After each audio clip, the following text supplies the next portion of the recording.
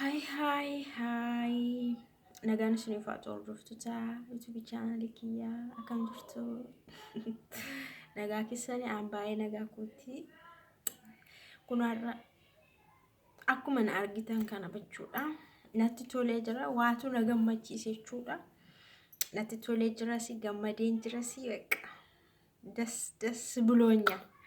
ነገሩ የሰው ነው ግን ደስ ስላለኝ ነው በቃ ፈገግታ ያሳየሁትና wantichi baay'ee tokko na ajaa'ibsiise nagarrameesi na dinqeesi dasna jedhes jechuudha. Bara kana keessatti waan akkasii argamuusaa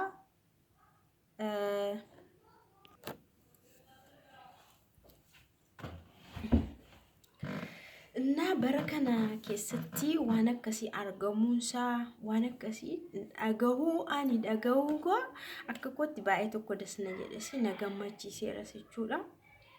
Innis maaliif hayyoon akkasii si burraaksisi ol si kaase gas si deebisu inni si gammachiise kun maalidha yoonaan jettan qassa baqassatti samaalaachuu fi injarjariina suta dhagaa jedheemtu jechuudha. Innis maani seenaa baay'ee tokko dasna jedhe jechuudha baqa. Baay'ee natti tole tokko dhagee jechuudha. Innis maani bara kana keessa bara dhiirri badee bara dhiirri birrii yoo arge ijjisaa jaamuu bara dhiirri birrii yoo arge onneensaa duudu keessa waa dhage. I appreciate dhiira sana jechuudha. Ammallee umuriin kee haa dheeratu ati eebbifamaadha dhugaan siin jedha. Barri keessa naa eebbifamu si lamaa walumattu jechuudha. Dhiira sana immoo eebbifama ammallee dhugaan siin jedha.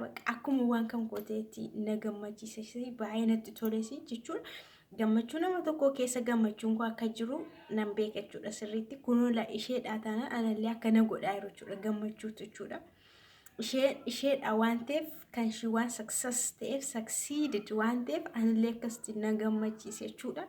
Otoo kan kootee immoo akkamii findiqdiq ያልኩ ነበር ቪዲዮ የምሰራ ግን አሁንም ደስ ብሎኛል። እሺ እና እንደዚህ አይነት ወንዶች ሲገኝ በቃ ይሮታ አከሲ I love you I respect you በቃ እና ባይ ተኮሲን ጋላቴ ፈዳችሁዳ ባይ ሲንጃለዳ ከናብ ኢረ ሸምናምንቴ ሮንድማን ኢረ ምናምንቴ አረብሶንኮ የማይቀር ነው። ለምን ኢሳንት ኦፈረብሰችሁዳ ሞሪሳ ጉቱ ኦፈረብሳ ኦፍሌያሲሳ ሸደምቱ ኢረ ሸከሲያ ኑሌን ማአረብስነችሁዳ ዮ ኦነምኖፍ ከበጀ እንከበጀ ማለ ሰከሲሰ ሌንጨ ከሲሰ ጀግነ ከሲሳ akkastiin nama boonsumoo inuma kabajna jechuudha. Baay'ee tokko jaallanna jechuudha. Namni illee naatti gammadu akka nama waaqayyo sitti gammada jechuudha. Hojii boonsaa yoo hojjete eenyullee itti boona itti kabajama jechuudha. Kanaaf innis maaniif seenicha wada gaddalau gibi እንጂ warra jettaniif amanan seenachuudha. Gara seenichaatti jechuudha. Seenichis maalidha yoo jettanii mucayyoni wagaa jaaf I think wagaa jaam namni natti fakkaata biyya arbaa kan hojjette jalqaba gaafa dhuftu akkuma anaaf isin hiriyaa qabnu turre biyyatti walii gallee dhiisnee dhufnu kasabaa mana qabaanee dhiisnee dhufnu yookaas immoo baqa qubeelaa godhannee dhiisnee dhufnu kana mucaan kun kana sadan keessa tokkoon dhufte jechuudha. I think qubeelaa godhattee dhufte natti fakkaata akkam beekutti.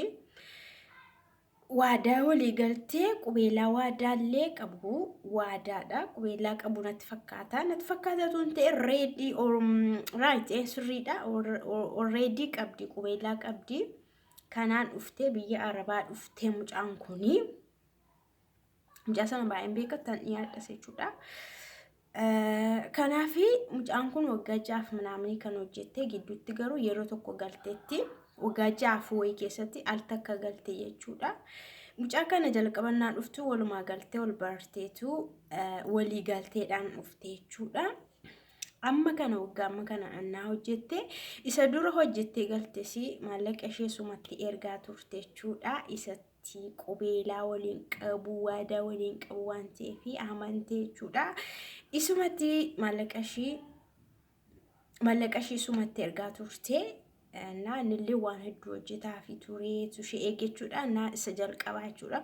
Isa jalqabaa galteetu isa argitee ja'a lama Jaalama bira teessee deebitee dhufte jechuudha. Dhuftee immoo akkanuma ammallee hojjettee as jeneraal walumaa galatti waggaa 6 manaamni hojjette mucayyoon kuni. Waggaa 6 manaamni kana keessatti jarri kun nageenyumaan jiraachaa turanii walii galteedhaan jiraachaa turanii illee mallaqallee isheen usumatti ergaa turte namatti maatiittuma eenyuutti illee hin argine.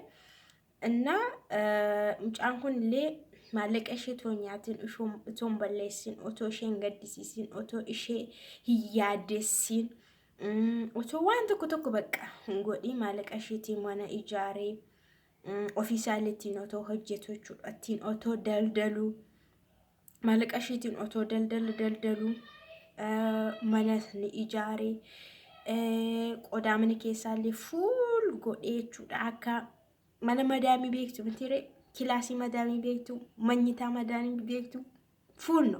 Inna akka kanaatti waan hundumaa beautiful godhee fuul godhee fi jechuudha. Yeroo shingaltutti jechuudha shingaluu kaatutti waan hundumaa fuulii godhee fi maallaqa isheellee toon balleessin itoo isheen gaddisiisin waan hundumaa godhee fitu manas ijaaree fitu haadha manaasaa welcome my wife I miss you jedhetu haadha manaasaa dhiyeenya kana torbee kana keessa galtee jechuudha. Seenaa ishee naa dhaga'u baay'ee tokko nan gammade jechuudha.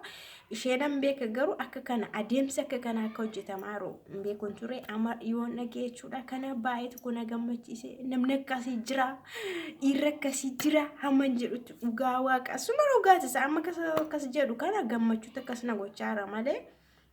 Akkanaan dubbatamu tureenna dhiirri akkasii lakkaa jiraayi dhiirri akkasii haati deessee iyyuu jirti jedhee dhugaa waaqa nan ajaa'ibsiifadhe jechuudha. Kanaafuu maal jechuun barbaade dhiironni akkasii jiru jechuudha. Dhiira ishee akka asee fi baqqeef jettanii dhiirota keenya walitti akka hin dammarre yeroo darbes viidiyoo tokko jedheen ture.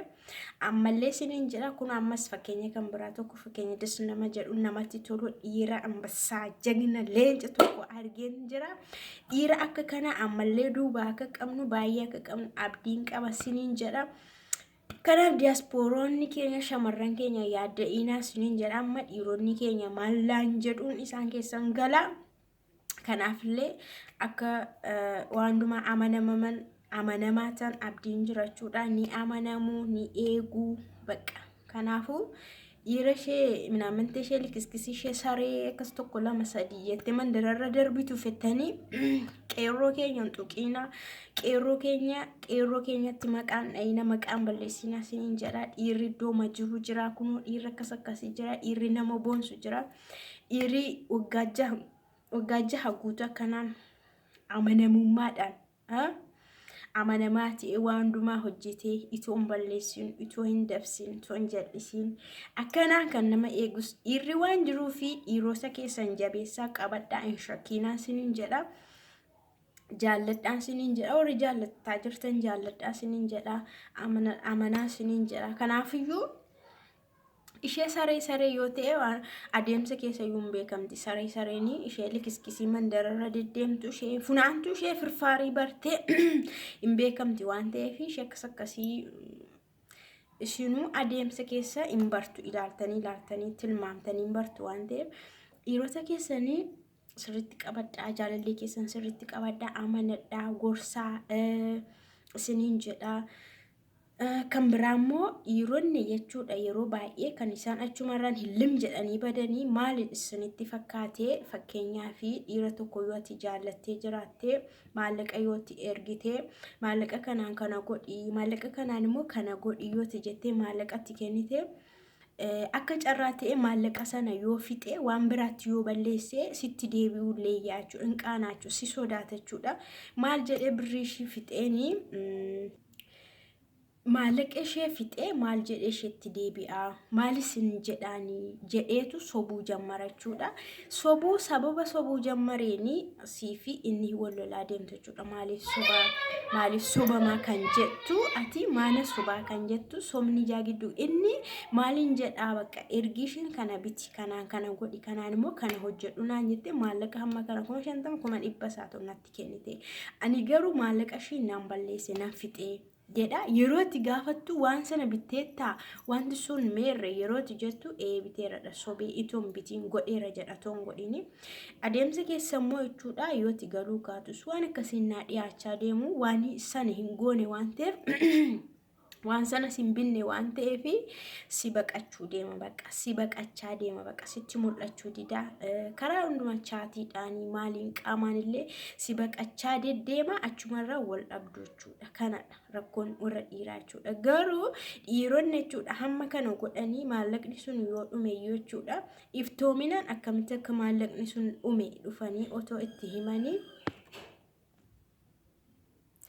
na iftoomina maallaqni sun akkamitti akka dhume otoo dhufanii isheetti himaniiti hidhaaraaramu dhugaan siniin jedha maallaqa miti nama kan walitti jechuudha nama akkanatti jaalallee lama walitti kan hidhee waliin adeemsisu maallaqa miti maallaqni waan jiraate waan ittiinis hojjetamuun barbaachisee fi ittiin hojjedhu akkas godhi kanaan kana ta'e jettee malee isheen yeroo qabaattutti dirqama maallaqa sana hin fiddu taanaan tu asin barbaadun jettuun jechuudha. Anas dhuftee akkanuma hin jedhuunna asitti dhiyaatee ifama naa godhi baqa.